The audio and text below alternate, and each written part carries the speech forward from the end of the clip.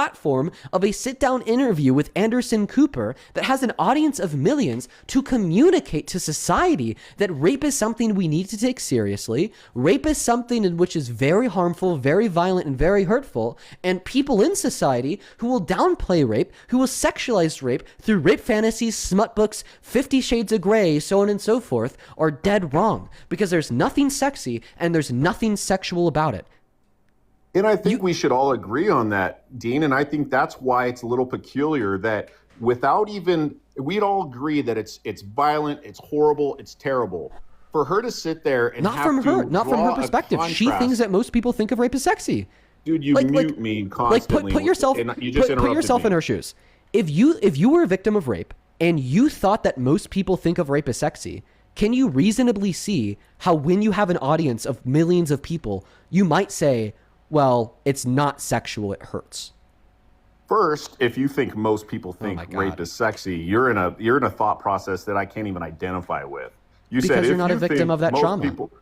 I don't think people a victim of that trauma think most people think rape is sexy. If you experience rape, you're probably like, this has got to be a group of monsters that find this as you're shifting the goalpost back to descriptively disputing her claim. I've already agreed with you that descriptively that claim that most people think this is probably false. But remember, that's not the topic of debate. Okay, the topic of debate is the fact that you said that she thinks rape is sexy. So now, after considering, I still think she says that.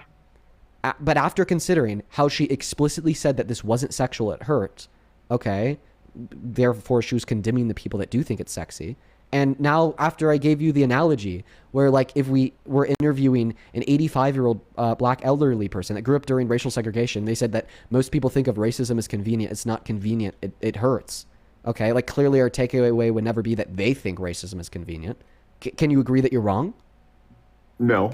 Why? No, because those two analogies are entirely different. And what is the relevant difference between the two examples? One is an interview about racism, and one is an interview about rape. The interview about racism is with somebody that has personally been impacted by that racism, and the interview about rape, it was with somebody that's personally been impacted by that rape. In both circumstances, okay, they are calling out something that has personally harmed them, one being racism, one being rape. They're saying that most people in society, okay, uphold the thing that harmed them as being a good thing, one by saying most people think racism is convenient, the other by saying most people think of racism as rape is sexy, and then the first person saying, no, it's not actually a good thing because it hurt me, and then the second person saying, no, it's not actually a good thing because it hurt me. Okay, this is a one-to-one parallel. This is a one-to-one analogy. There's no symmetry breaker in the logic here. This is a very clear, awesome analogy that I'm making. So in consideration of the fact that I've now demonstrated to you how these two things are not apples and oranges, they are very identical, okay, and it makes total sense how these two things would be comparable, and I clarified that she explicitly said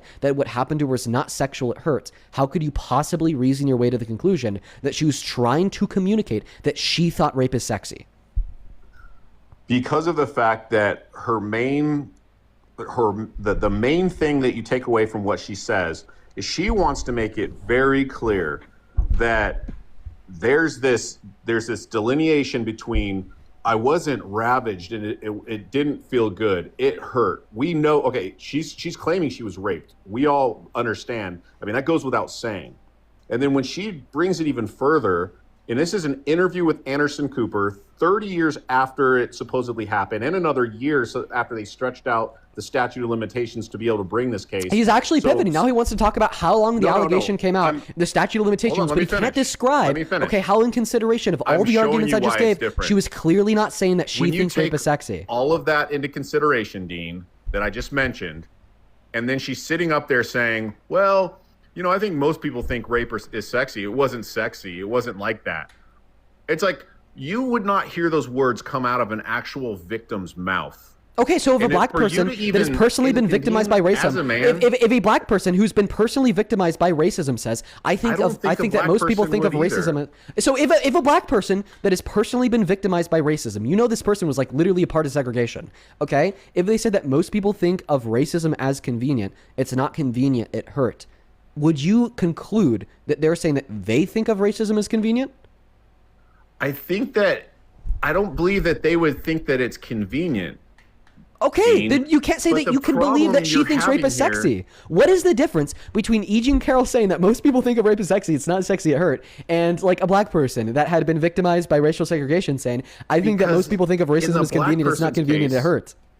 In the black person's case, she probably would be accurate from the analogy that you drew out that most people probably would think it's convenient because she's growing up in the racist South. We're talking about Wait. So you agree? Eugene Wait. Carroll and you Wait. that So think you that agree? makes sense. So I just want to clarify. Most people on the right dispute and this. Eugene. Most people on the right do not think that this is true. So I just have to clarify here. Do you think that Most over victims 50%? don't think it's true. Do you think that over 50% of people in America find racism as convenient? No, I'm talking about the analogy you said, where she grows up in the racist South, or where she, a racist environment. That would be most people. Yeah, but she's not just talking about her racist environment. She's talking about the country as a whole. So if a black person said that most Americans think of racism as convenient, it is not convenient. Okay, it's hurtful. Would you be concluding that this black person is saying that they think of racism as convenient? I would think more that they think that white people in general are evil and everybody's racist because of the pocket of people that were racist. But you wouldn't be concluding that they're one of the people that think racism is convenient? Perfect.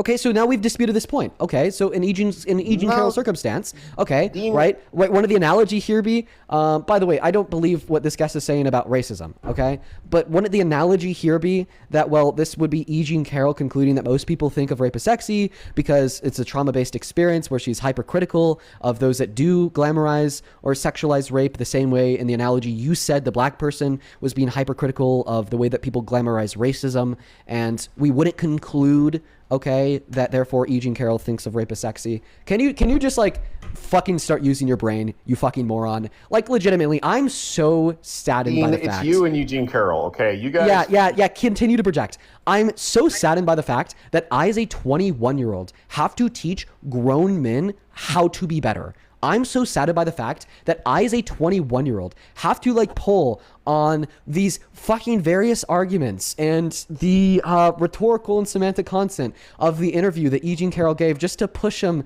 to not be a piece of shit. And it's sad because he's not going to change his mind because his ego's in the way. This man, in a billion lifetimes, would never admit to somebody who's half his age in front of an audience of over 10,000 people that he's wrong, and that's his issue. Internally, he knows he's wrong. Internally, he knows that his argument has lost. Internally, he knows that I've proven myself to be correct. He knows internally that the analogy about the black person I give is accurate and comparable to what E. Jean Carroll said, but he just can't admit it because he has massive ego problems that get in the way of his cognitive capabilities. So, sir, I think that you're a loser. I think that you are regressive to society, and I hope that one day you grow up because there's no reason why a 21-year-old should be more mature than you.